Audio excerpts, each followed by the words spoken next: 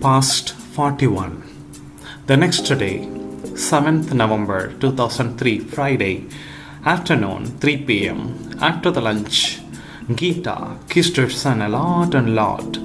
Her heart was unbearably heavy to see her son's cute little eyes and lips. He woke up in her kissing and started murmuring in his sleep. Geeta put him in that sari cradle and started singing a lullaby.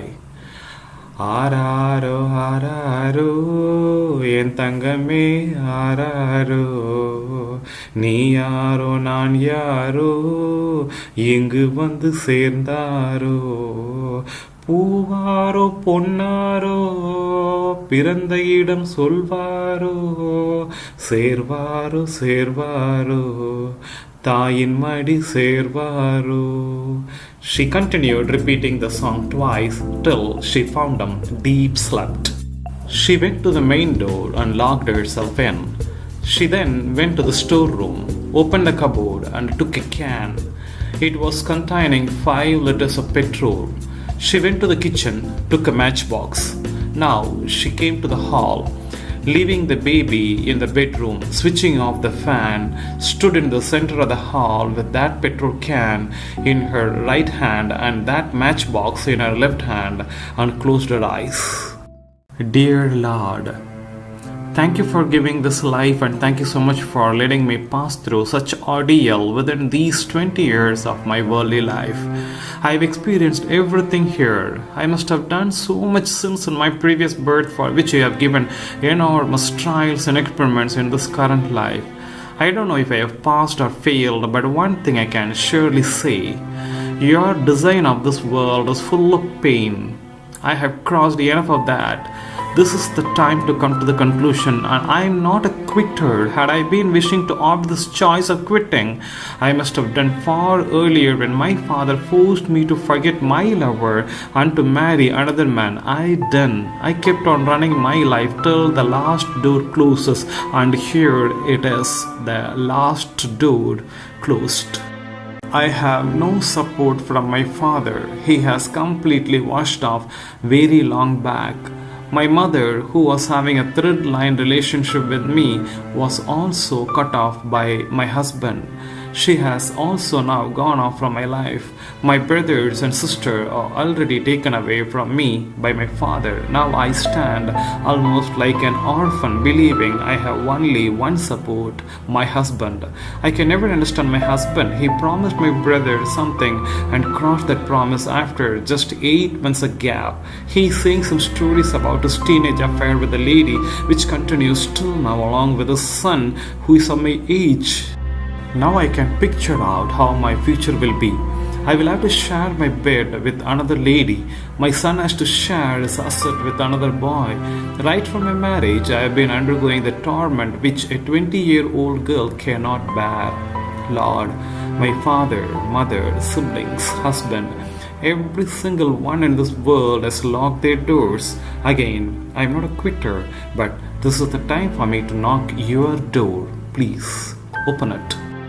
Geeta opened that petrol can, poured on her body completely, opened that matchbox, took a matchstick, scratched the spark and put it on her body. That very moment, she heard her baby starting to cry in the cradle. When her body was set into fire and was there, she again into lullaby.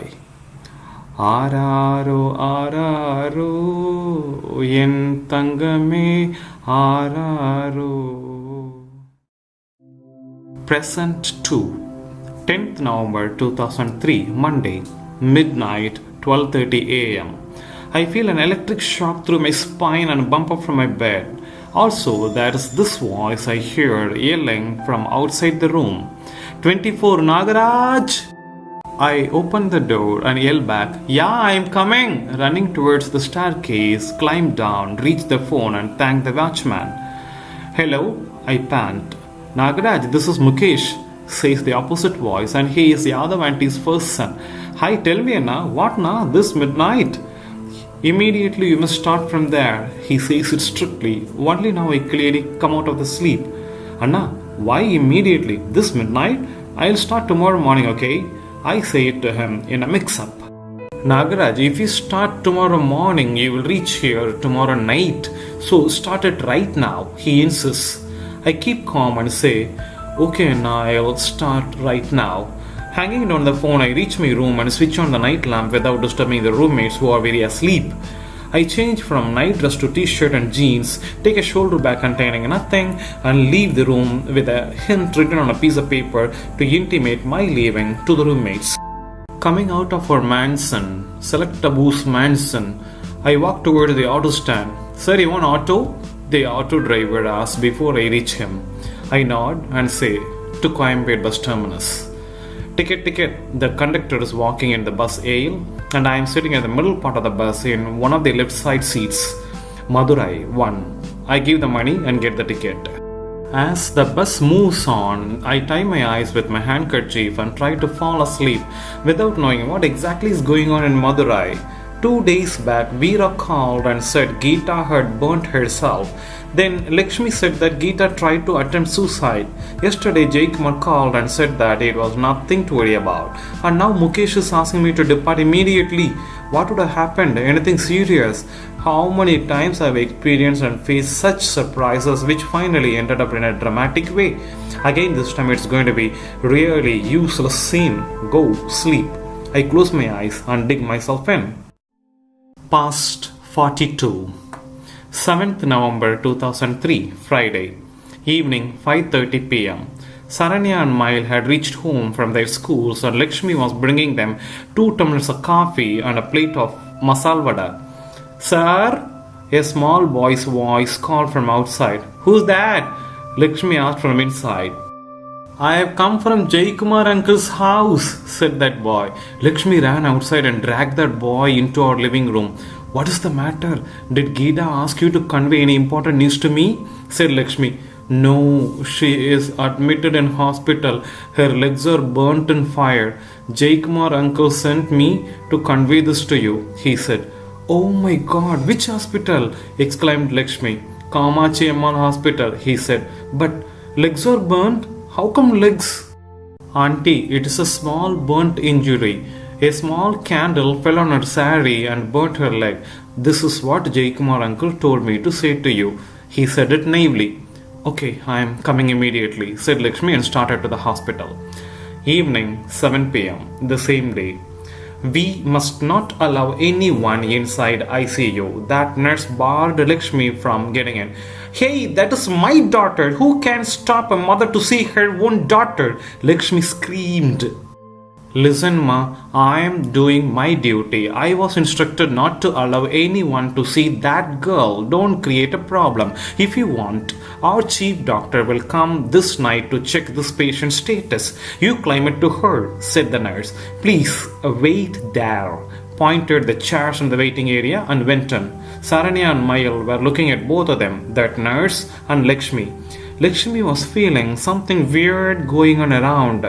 They said it was a small burn in Geeta's leg. Then why is she kept inside ICU? Why are they not allowing me to see my daughter? I have seen and talked to many patients inside such ICUs many a time. Why these nurses speak so strange?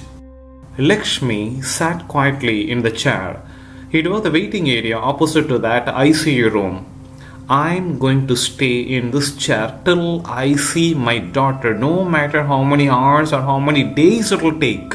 She was determined, lifted up her legs, cross-folded them on the chair and sat comfortably. Saranya and Mayyil sat on either side of her Amma. There she noted all the people of Geeta's husband's family sitting in another part of that waiting area who were noticing the arrival of Lakshmi and had conversation with that nurse. Jaikumar's first brother's wife walked towards Lakshmi, fixing her sari inside her mouth to control her cry, and hugged Lakshmi. Such a tender body was set on fire, and I was the first one to witness that horrible scene, Akka, she said and cried. I took a thick jute blanket immediately, wrapped the whole body, and shouted for help. All were asleep after the lunch. On hearing my scream, all the males ran, took an auto, and came here. I tell you, Akka, they have said lie to you. She came close to Lakshmi's ears and whispered, "Not just the legs, Akka, the whole body is." She started sobbing. "Is completely burnt, Akka." Lakshmi closed her mouth with her hand in shock. Night 9 p.m. Veera and Pandi were entering in the hospital. They went straight to Jaikumar and inquired about the incident. They were talking for a long time. Lakshmi noted that conversation was going on cool. Neither Veera nor Jaikumar was showing any negative reaction on the other. She was wondering how the opposite poles were discussing about such a serious issue so cool. Maybe Jaikumar narrated in his own way to put himself on a safer side. God, are you watching all these? Lakshmi turned her face up towards the sky and sat calmly in that chair. After 2 hours, Veera came to Lakshmi's place. Mayyil, the doctors are not allowing anyone to see our Gita inside the ICU room. She's actually alright inside. She requires some treatment for that burn. Soon she will be discharged. Come, we'll go to our house. You both have to go to school tomorrow, said Veera and walked in front. Lakshmi whispered to Mayyil and Saranya, "You both please leave for our house. Amma is going to stay here, okay? Only for 1 day. You both adjust with hotel food. How can I leave our Gita here and come there? You understand, no? Okay?" Mayyil and Saranya nodded their heads and left with Veera to our house. Lakshmi slept in that same chair the whole night. Jaikumar's first brother's wife was accompanying her. 8th November 2003, Saturday. Some relatives from Veera's village had arrived at Kamachi Hospital. They are Veera's first sister's sons and daughters, biologically my cousins. Lakshmi felt a little relaxed after seeing some faces to help her. "Akka, why they are not allowing us to see our Gita?" Raman asked. He spoke in complete village language.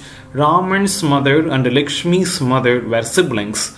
While this conversation was going on, Raman and Lakshmi noted an occurrence.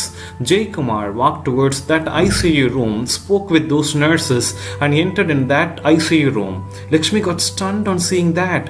How come he enters in? Not only that, Jaikumar signaled all the nurses to wait outside and hence leaving Jaikumar alone with Gita. All the nurses had come out and were waiting near that glass door and watching Jaikumar through that glass door. He was talking to Gita. What? So Gita has opened her eyes? God, I want to see her. I want to talk to her. I want to know what happened to her. It has been more than 8 months I saw her face. In February, after her boy was born, this animal stopped me coming to his house. This is November now. I want to see Gita right now. Lakshmi's heartbeat was rising up.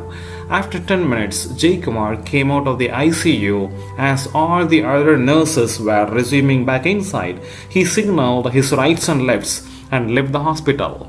"Akka, let us go and ask. Come on." Raman grabbed Lakshmi's hand and started walking towards that ICU. All the nurses were inside. Lakshmi and Raman could not see Gita or even her bed. That green color screen was hiding everything. Lakshmi was struggling to get a view of Gita. She saw nothing but green color screen. Raman pushed the door and found it locked inside. On hearing the noise of this push, those 2 nurses were coming out and opened the door. "What?" One nurse showed her angry face. "Listen, I am that girl's mother. I beg you. I want to see my daughter," said Lakshmi humbly. "Amma, I told you that no one is allowed to see that patient as she is in a very crucial stage of..." Before she completed, Raman intervened. "Then why the hell you allowed that man?" said Raman, raising his voice. "Which man, mister?" That nurse equally raised her voice. "Jaikumar, that patient's husband." "That I don't know. You go and ask him. Don't shout at me, understand?" she strictly warned. Lakshmi held Raman's hand to make him relax and said, Okay, dear, you don't get angry. He's a small boy, village person. He doesn't have any vengeance in his heart. Forgive him. Hey, come da. She dragged him and was walking back to her chair. When walking back, Raman heard the banging sound of closing that door at his back. He slightly turned back and noted that nurse closing that door and walking inside ICU. Instantly twitching off his hand from Lakshmi, Raman ran back to that door, grabbed that latches and handles and shouted, "Will you open this door or not? Will you open this?" Lakshmi got stunned on seeing this. Jaikumar's family members were running towards Lakshmi. All other visitors and doctors around that area gathered around there.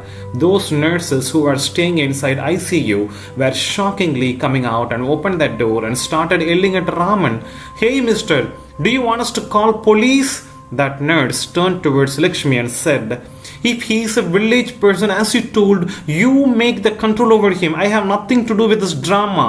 What do you want, man?" She screamed. "Why are you not allowing us to see our girl?" Raman barked back like a wolf. Few more doctors had adjoined with that nurse. One doctor came in front of Raman and said, "You go and ask the hospital management. Our MD is in the 4th floor. Go and ask permission from him. Don't show your face to her. She's a nurse. Understand? If we make one more problem here, we must call police. Be careful," said that 40-year-old male doctor. In next few minutes, that drama was settled and Raman and Lakshmi were back to their chairs. 9th November 2003, Sunday. Mayyil and Saranya had come to the hospital to spend the entire day to accompany their Amma. They had brought all the basic necessities right from the toothbrush to sari. Veera had bought food parcels from restaurants. Lakshmi, after 2 days, changed her dress in the common washroom in the corner of that floor, washed her face, felt fresh, and took the food along with her kids and relatives. When all of them finished their lunch, that angry nurse came to Lakshmi. "Can I talk to you?" she said. Raman immediately answered, "Listen, we are not coming for any problem. We are not even..." "Will you please keep quiet? I am talking to this Amma," she said to Raman and turned to Lakshmi. "If you trust me and consider me as a reliable one who is taking care of your daughter these days and nights, please follow me." That nurse started walking. Lakshmi saw all the faces, Mayyil, Saranya, Raman and all other relatives.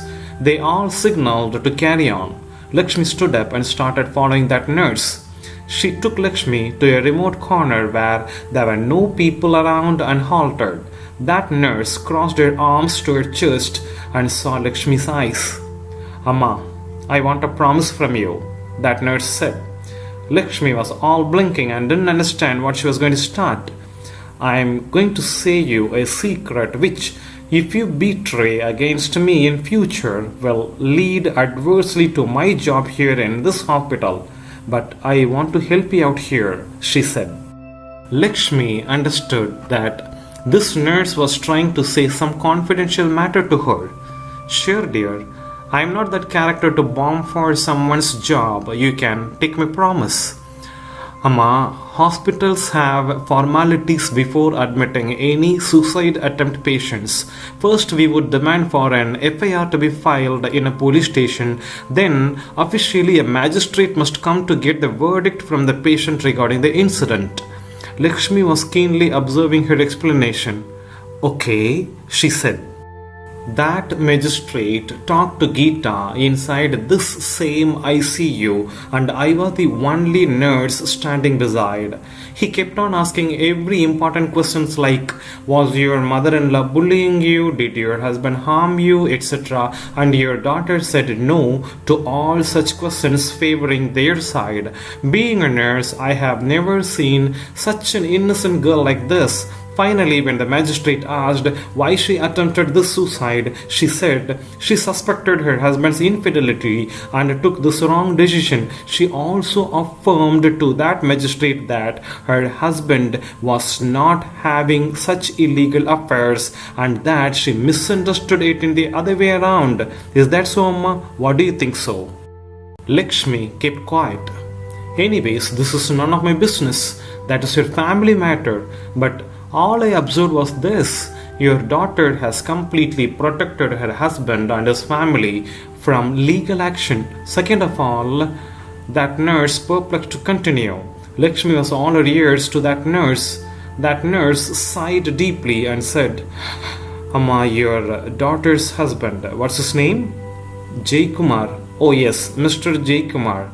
He has given money to our hospital management to not allow anybody else from the girl's family to see her.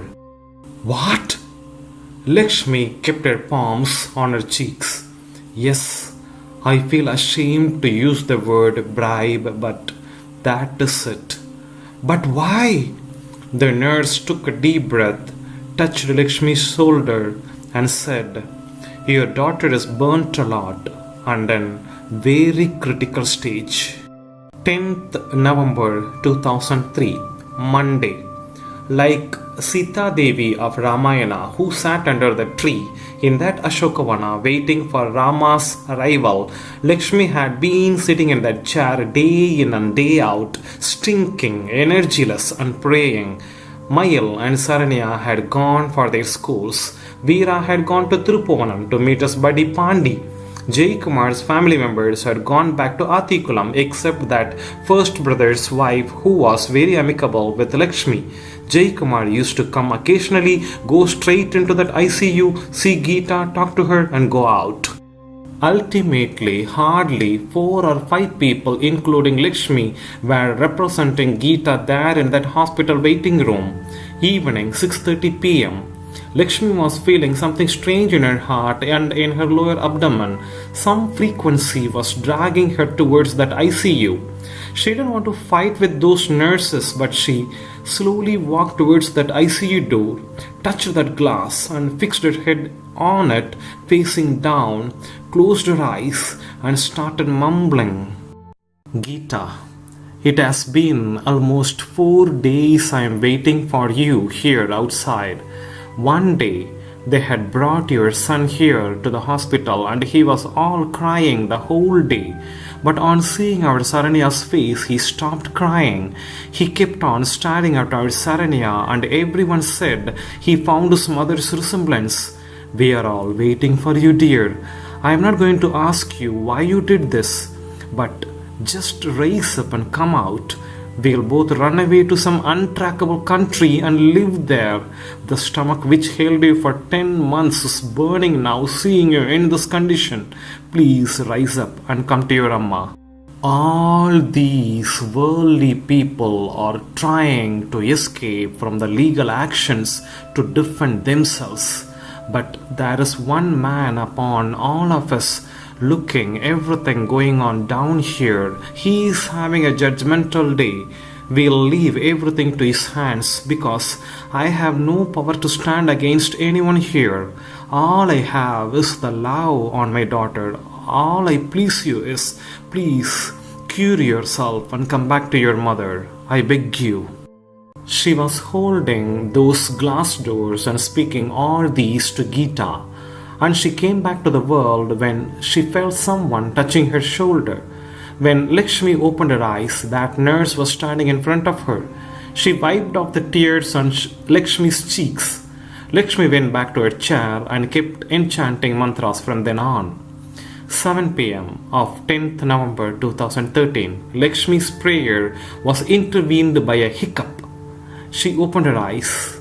She saw 2 nurses coming out of that ICU room so sadly.